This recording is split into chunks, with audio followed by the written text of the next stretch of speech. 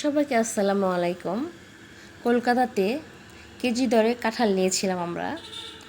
আমার জীবনের প্রথম এমনটা দেখলাম আমি, যে কেজি দরে কাঁঠাল বিক্রি হয় 80 টাকা কিংবা 100 টাকা কেজি। ওনাকে ওই চাচার কাছ থেকে কাঁঠাল আমি নিজে উঠিয়ে নিচ্ছি। ওনাকে বলেছিলাম যে আমি কিন্তু নিজে উঠিয়ে নিব। তো উনি বলল যে ঠিক আছে। নিজে আমি উঠিয়ে নিচ্ছিলাম একটা পলিথিন দিয়ে, যেন হাতে আঠা না ভরে। নিনজা টেকনিক আর কি। যাই হোক, তো উনি কাঁঠালটা কেটে কেটে দিয়ে দিয়েছে আমাকে। আমি ওনাকে বললাম যে আমাদের দেশে তো এই কাঁঠাল খুব বেশি 30 টাকা 25 টাকা দাম হবে। তো উনি বলল যে আমরা এই দাম করলে তো আমাদেরকে ওনারা মার দিবে। আমরা হাসলাম শুনে। আমাদের দেশে তো কখনোই কেজি দরে কাঁঠাল বিক্রি হয় না।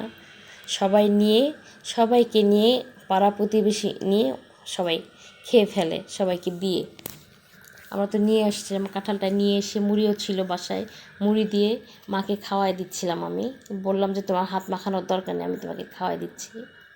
অনেক মজার ছিল, মিষ্টি ছিল কাঁঠালটা।